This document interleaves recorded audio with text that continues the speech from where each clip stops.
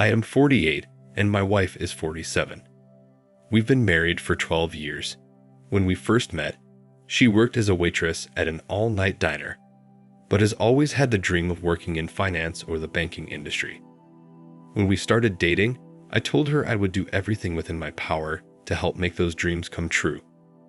I am a manager at an automotive shop and I was making around $48,000 per year, but I helped her out financially with student loan so she could continue her education in her field. Because she didn't have any money left to pay her bills, I would give her a couple of $100s here and there to make sure she could pay her rent and other bills on time. Over the next couple of years, with a lot of dedication from both of us, she eventually got a job as a finance manager at a local bank, but she did not start as a finance manager. She had to work through a few of the positions at the bank, which in turn made her a more well-rounded manager. It was a great position for her, and it paid very well. Eventually, she started doing so well that she didn't need my help anymore and was able to pay off all of her student loans and even offered to help me out financially. But I declined because I didn't need it. As the years went by, her salary kept increasing by leaps and bounds until it grew to well over $100,000 per year, which was way more than what I was making. With both of us making good money, we went on vacations, traveled to different countries, and even took a few of our friends with us on vacation and paid for them to join us. Things were really looking good. By this time, we had been dating for about 4 years before we got married. She didn't have any kids. I had one son from a previous relationship and he was on his own. So it was just the two of us. Things started to slowly change about a year ago. She became distant, was working longer hours, and was always tired when she got home. I understood, so I tried to take the pressure off of her by cooking and cleaning the house when I got home. I always got home before she did, so I had time to put in a little housework before she walked through the door. But it seemed like the more I did try to help out, the more she wanted me to do, and she would always find something else that needed to be done. So I started to feel like I was never doing enough. I started to notice that she was spending more money buying new clothes and going out to lunch with her friends more often. I didn't put too much thought into her spending money on clothes. I just figured she wanted to make a good impression on her subordinates and the big boss.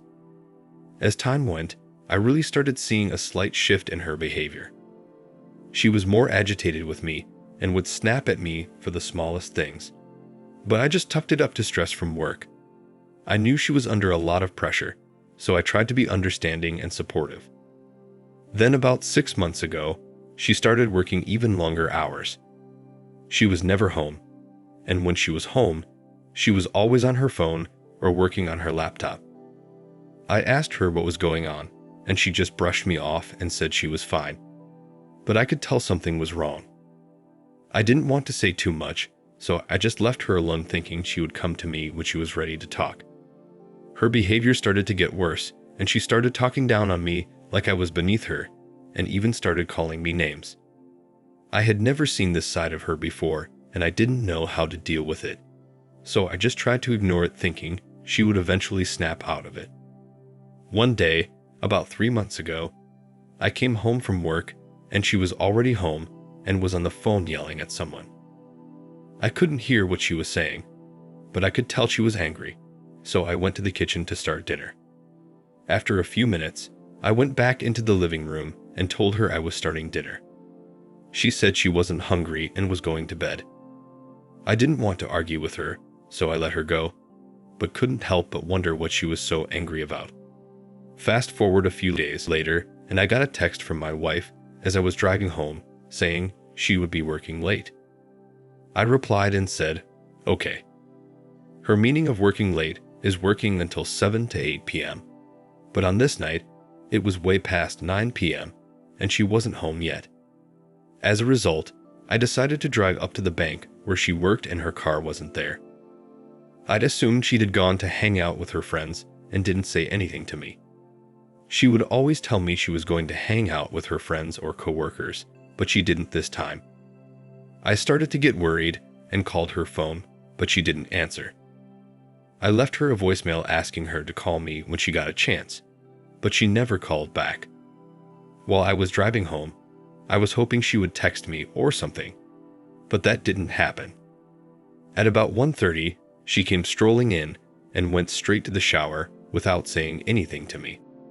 At this point, I was angry, and after she got out of the shower, I confronted her and asked why in the hell did she not tell me she was going somewhere after work and not return my calls or text messages. She fired back and said, "Look, I was just hanging out with some of my friends and coworkers." And then she said I need to stop trying to control her. I said to her, "Excuse me, really?" I then said, "Okay," and walked off to sleep in the guest bedroom. The next morning, I went to work without saying anything to her, and she didn't say anything to me the whole day. No apologies, nothing. The fact that she did not apologize for failing to communicate with me was enough for me to be suspicious. Plus, I knew something was going on with her, but I just didn't know what it was.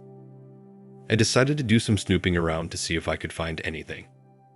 I didn't want her to know I was snooping, so I had to be careful. I started going through her things when she wasn't home, and I found some strange things like credit card statements with charges that didn't make sense and hotel receipts. But I still didn't have any concrete evidence that she was doing anything, and I couldn't accuse her of anything. I found a notebook with what looked to be a list of names, phone numbers, and dates. At first, I thought it was just a list of her friends or something, but then I noticed there were some men's names as well. I decided to call one of the numbers on the list, and it turned out to be a hotel. I asked the person on the phone if they could tell me if this person had stayed there, and they said they could not give me that information due to privacy reasons. I also asked if they could check and see if the person had checked out, and they said they could not give me that information either. I began thinking to myself, why would my wife have a list of men's names and phone numbers in her notebook with dates next to them? After seeing that, I just knew she was cheating on me. I didn't need to ask any questions. I packed up my things and went and stayed with a longtime friend of mine. I conferred with him and told him what I found. He said that names and dates don't amount to much, but I said something is going on, and I need to find out what it is. I was gone for 2 days, and I didn't hear anything from my wife, so I decided to hire a private investigator. I didn't have time to keep wondering what she was doing. Plus, she was always angry when I confronted her about not communicating with me, and the fact that she had names and dates solidifies something was going on. On the 3rd day, I decided to call a private investigator to see what he could find out. I gave him my wife's name, where she worked, some of the friends I knew she hung out with, and some other information, and he said he would get right on it. The next day, the private investigator called me and said he had some information for me but wanted to meet in person, so we set up a meeting. When we met, he showed me footage of my wife leaving work with a few of her coworkers. They all left in separate cars and went to a fancy restaurant where they all had dinner.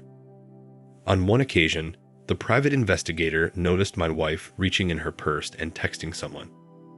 About an hour later, everyone was done with dinner, and they all walked out of the restaurant, including my wife. They all left, except my wife, who stayed behind and waited in her car. About half an hour later, a car pulled up next to hers, and a guy got out, walked over to her car, she got out, and they embraced and kissed. After they kissed, they got into their vehicles and drove to a hotel that was about 30 minutes away. They got out and walked past the front desk as if they already had a room. The private investigator gave me the footage and said he would continue to follow them. But I had seen enough. I didn't need to see anymore. The only thing I wanted to do now was to get out. After getting the footage, I called a lawyer the next day. We reside in New York, which is a no-fault state. I gave him the footage of my wife kissing another man and going to a hotel afterwards. He filed for divorce on my behalf, and I told him to go after everything.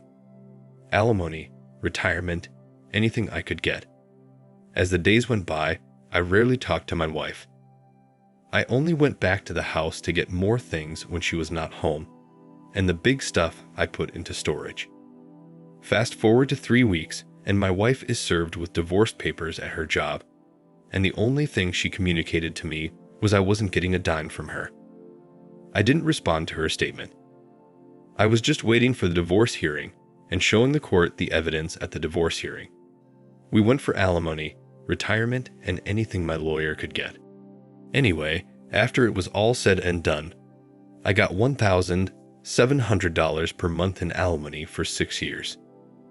I wasn't able to get more because of the money I was making at my job. As far as the house, we didn't own it.